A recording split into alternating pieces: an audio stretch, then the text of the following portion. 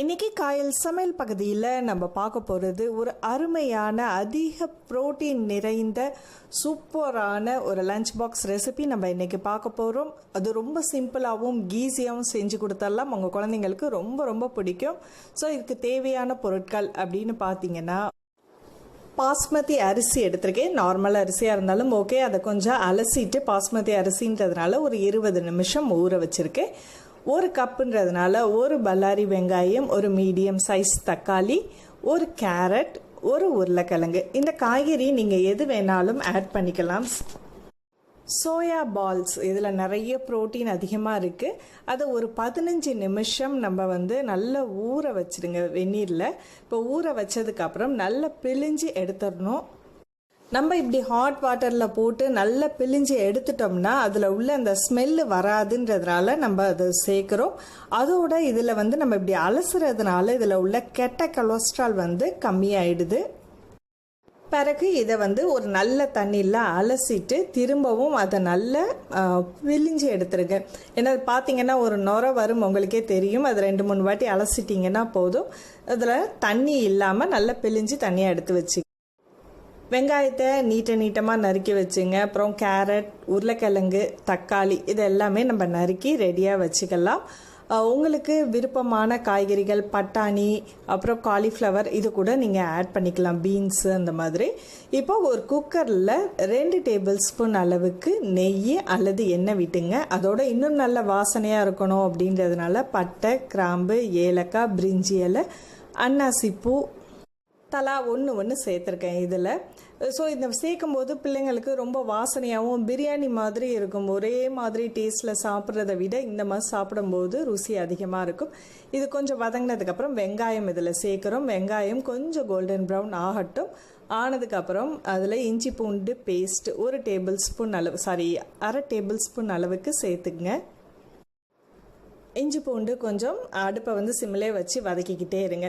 இது ரொம்ப ரிச்சான ஃபுட்டு. உங்களுக்கு ப்ரோட்டீன் அதிகமாக இருக்கிறதுனால எல்லா காய்கறிகளும் நம்ம சேர்த்து செய்யும்போது இன்னும் நல்ல பிள்ளைங்களுக்கு நல்ல லஞ்ச் டைமில் சாப்பிட நல்லாவும் இருக்கும். வெங்காயம், இஞ்சி பூண்டு வதங்கினதுக்கப்புறம் நம்ம தேவையான அளவுக்கு காய்கறிகள் இதோட சேர்த்துக்கிறோம். அதோட சோயாவும் சேர்த்துருங்க. எண்ணெயில் நல்லா கிளறி விட்டுடுங்க. இதுக்கு தேவையான அளவுக்கு இதில் ஒரு 1/4 டீஸ்பூன் அளவுக்கு மஞ்சத்தூள் இதில் ஆட் பண்ணுறேன். ஸோ சில பேர் புலாவ் ஒயிட்டாக வேணும் அப்படின்னு நினச்சிங்கன்னா மஞ்சத்தூளை அவாய்ட் பண்ணிவிடுங்க.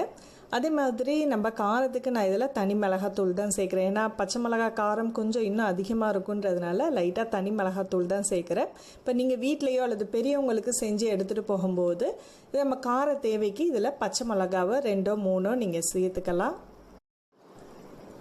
புலாவ் இன்னும் கொஞ்சம் நல்ல சாஃப்டாக இருக்கணும் அப்படின்றதுனால நம்ம பிரியாணிலையும் சரி நம்ம தயிர் சேர்ப்போம். அதே மாதிரி இதில் 1 டேபிள் ஸ்பூன் அளவுக்கு தயிர் சேர்த்துக்குங்க. அதிக புளிப்பாக இருந்துச்சுன்னா 1/2 டேபிள் ஸ்பூன் அளவுக்கு போதும். இதையும் நல்லா மிக்ஸ் பண்ணி விட்டுடுங்க. இப்போ நல்லா வதக்கி விட்டுட்டு காய்கறி வேகக்கூடிய அளவுக்கு இப்போ 1/2 கப் அளவுக்கு நான் தண்ணி விடுறேன். இப்போ 1 கப் அளவுக்கு பாஸ்மதி அரிசி எடுத்துருக்கோம்னா அதில் 2 கப் அளவுக்கு நம்ம தண்ணி சேர்ப்போம். இப்போ ஃபஸ்ட்டு அதில் 1/2 கப் அளவுக்கு ஊற்றி நான் இப்போ கொதிக்க வச்சிட்டு இருக்கேன். இது தேவையான அளவுக்கு நீங்கள் உப்பும் சேர்த்து குக்கரில் 1 விசில் வேக வச்சுருங்க. காய்கறியும் அந்த சோயா எல்லாமே வெந்துடட்டும். இப்போ விசில்லாம் அடங்கினதுக்கு அப்புறம் நம்ம இதை ஓப்பன் பண்ணுவோம். ஓப்பன் பண்ணிவிட்டு இப்போ அரிசிக்கு தேவையான அளவுக்கு நம்ம தண்ணி விடுவோம். ஏற்கனவே 1/2 கப் அளவுக்கு தண்ணி விட்டுருக்கோம். இப்போ நம்ம 1/2 கப் அளவுக்கு தண்ணி விடணும். ஸோ இதை மெஷர் பண்ணி நீங்கள் எந்த கப்பில் எடுக்கிறீங்களோ அந்த மாதிரி எடுத்துங்க. சட்டியில் சமைக்கும் போது கொஞ்சம் 1/2 கப் நம்ம கூட விடுவோம். குக்கர்னால் சதி தண்ணி அப்படியே ஈக்குவலாக நம்ம விட்டுருவோம். ரெகுலராக குக் பண்ணிகிட்ருக்கவங்களுக்கு இந்த டிப்ஸ் பொருந்தாது. ஏன்னா புதுசாக குக் பண்ணுறவங்களுக்கு தான் அப்பப்போ இந்த டிப்ஸ் சொல்லிகிட்டு இருக்கேன். ஸோ புதுசாக பார்க்குறவங்களுக்கு நிச்சயமாக அது யூஸ்ஃபுல்லாக இருக்கும். இந்த அளவுக்கு தண்ணி விட்டுட்டு தேவையான அளவுக்கு உப்பு இருக்கா அப்படின்றத செக் பண்ணிங்க. உப்போ அல்லது காரம் தேவைப்பட்டுச்சுன்னா நம்ம தண்ணி ஊற்றும் போதே அதில் நம்ம சேர்த்துக்கணும். இப்போ நல்லா தண்ணி சூடாகணும், நல்லா கொதிக்கணும். இப்போ தண்ணி நல்லா பாயில் ஆகிட்டுருக்கு. பாயில் ஆகிட்டுருக்கும்போது நம்ம ஊற வச்சுருக்கிற அரிசியை நம்ம இதோட சேர்த்துடலாம். இந்த சோயா ரைஸ் நீங்கள் வாரத்துக்கு ஒரு வாட்டி குழந்தைங்களுக்கு செஞ்சு கொடுத்தீங்கன்னா ரொம்ப ரொம்ப உடம்புக்கு நல்லது. குழந்தைங்களுக்கும் சரி பெண்களுக்கும் சரி அதிகமாக நீங்கள் இந்த உணவு வந்து நீங்கள் எடுத்துக்கோங்க. இப்போ அரிசி எல்லாம் சேர்த்து அதோட நம்ம கொஞ்சமாக புதினா இலை கொத்தமல்லி இலை அதையும் சேர்த்துட்டா இன்னும் நல்ல வாசனையாகவும் ருசியாகவும் இருக்குன்றதுனால சேர்த்துருக்கேன். விருப்பப்பட்டால் ஒரு பாதி எலுமிச்சை பழமும் இதில் நீங்கள் பிழிஞ்சு விடலாம். நான் இதில் சேர்க்கலை. ஸோ இப்போ எல்லாத்தையுமே நல்லா மிக்ஸ் பண்ணிட்டு ஒரு 2 விசில் குக்கரில் வேக வச்சிடுங்க. சோயா உணவுகள் வந்து உடம்புக்கு ரொம்ப நல்லதுன்றதுனால இதில் அதிகமான புரோட்டீன் அப்புறம் கால்சியம் நார்ச்சத்து இதில் நிறையவே இருக்குது. அதனால் குழந்தைங்களுக்கு தேவையானதும் சரி பெண்களுக்கு தேவையான எலும்பு வலுவடைகிறதுக்கூடிய சத்து வந்து இதில் இருக்குது. நான்வெஜ்ஜில் கிடைக்கக்கூடிய அதே புரோட்டீன் அளவு நான்வெஜ் சாப்பிடாதவங்களுக்கு இந்த சோயாவில் அதிகமாக கிடைக்குது. ஸோ அதனால் நீங்கள் அடிக்கடி செஞ்சு சாப்பிடுங்க.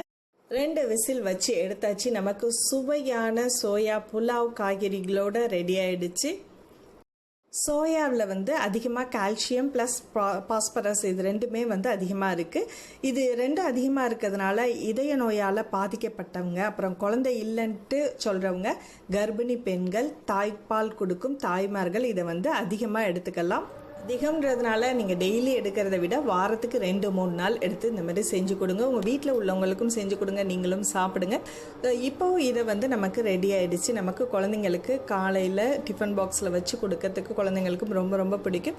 ஸோ நல்ல கலரி விட்டு குழந்தைங்களுக்கு இதோட ரைத்தா தயிர் பச்சடி இந்த மாதிரி வச்சு கொடுக்கும்போது குழந்தைங்களும் நல்லா விரும்பி சாப்பிடுவாங்க. ஸோ இந்த வீடியோ உங்களுக்கு பிடிச்சிருந்துச்சுன்னா மறக்காமல் லைக் பண்ணிவிட்டு உங்கள் கருத்துக்களை எங்களோட ஷேர் பண்ணிங்க. காயல் சமையல் பகுதி உங்களுக்கு பிடிச்சிருந்துச்சுன்னா மறக்காமல் சப்ஸ்கிரைப் பண்ணிவிட்டு உங்கள் நண்பர்களுக்கும் ஷேர் பண்ணுங்கள். அடுத்த ஒரு இன்ட்ரெஸ்டிங்கான வீடியோவில் சந்திப்போம். நன்றி.